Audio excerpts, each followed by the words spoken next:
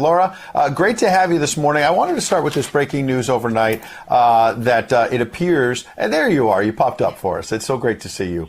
The Daily Mail has a very interesting story that's saying that Vladimir Putin essentially may be running out of bullets, that he might have a week and a half, 2 weeks max. He's losing warplanes, tanks, all the rest of it. He obviously went into this thinking he was going to bulldoze his way through Ukraine. He's obviously caused a lot of destruction. Don't want to minimize the fact there's over 2 million refugees. But this has not gone as well as Vladimir Putin expected.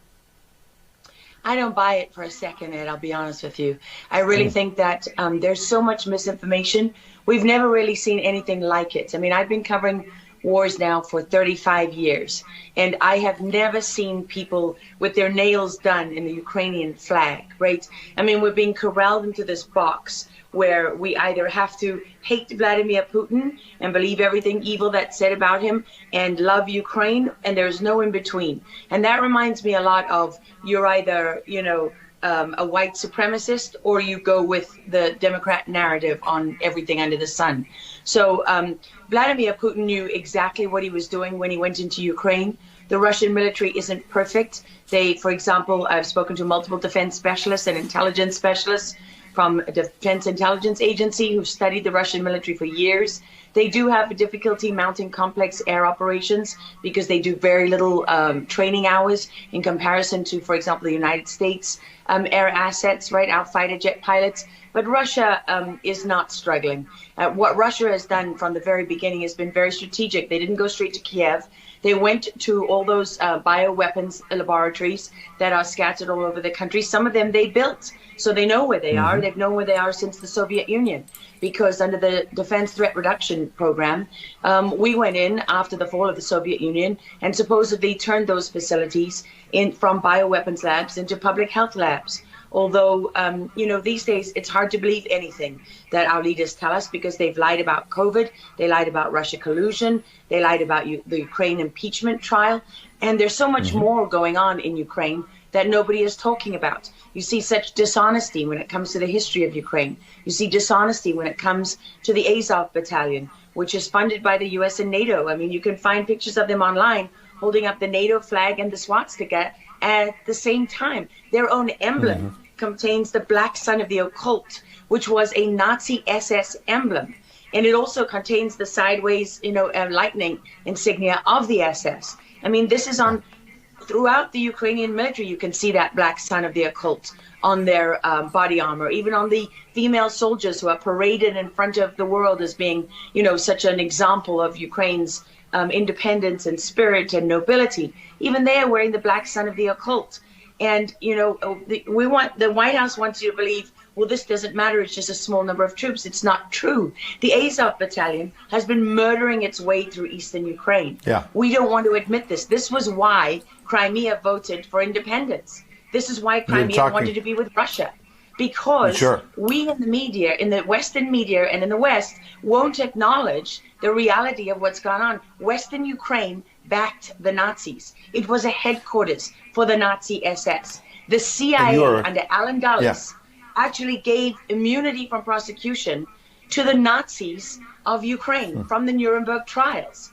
So there's a long history of the United States and our intelligence agencies funding and arming Nazis in Ukraine. These are not like new neo-Nazi groups that sprung up. These are the actual Nazis from the Second World War, who, if you go back to the Nuremberg trials, said that they were planning for a 1,000-year Reich.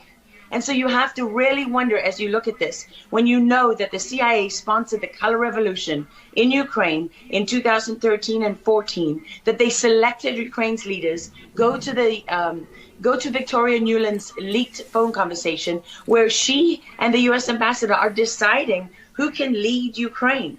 I mean, there's as much interference here as you could possibly imagine before you even get to Hunter Biden, Nancy Pelosi, John Kerry, and Mitt Romney, and all of their children who are employed, who earn millions from Ukrainian gas companies. Yeah, you were pointing, pardon me, to a real credibility crisis for our leaders. I want to let Karen Turk jump in. Yeah, I wanted to bring up the fact that President Zelensky is Jewish, and I don't know exactly how this factors in, but there's some very interesting points in what you're saying. And looking at this, you could think it's political theatrics. You made a very good point at the beginning that you think that Putin is in control. And I actually want to play something that Jen Psaki said, because it seems that the White House is actually echoing that sentiment. Watch this. Well, the end game is really a question for President Putin. We have completely crushed his economy. We have provided military assistance, humanitarian assistance to the Ukrainians, enabling them to fight back for far longer than the Russian leadership anticipated. And again, he has to determine what the path forward looks like for him. Thanks, everyone. He's determining what this looks like, and I think that's a lot of what you said, Laura. I'd love to get your thoughts on that, what you just watched. What troubles me about the moment that we're in is that we have such a selective and a narrow reading of history. President Zelensky may be Jewish, but he's not the only one in this who suffered during the Second World War, whose ancestors suffered, right? I mean, look at Putin. How many relatives did he lose in the siege of St. Petersburg?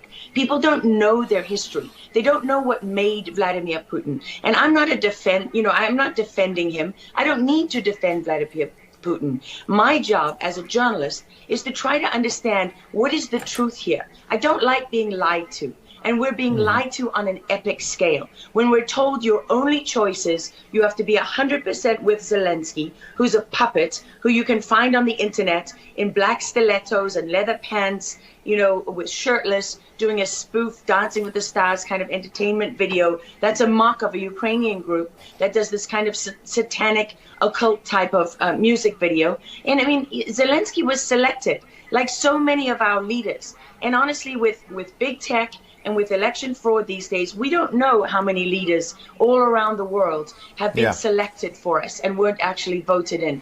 But what we do know is that there are increasing problems with technology and the digitization of our world. Because look at what's happening with COVID. Look at what has happened globally. We are fighting the same battles all over the world. To pretend that this war is about Russia and Ukraine is just a barefaced lie.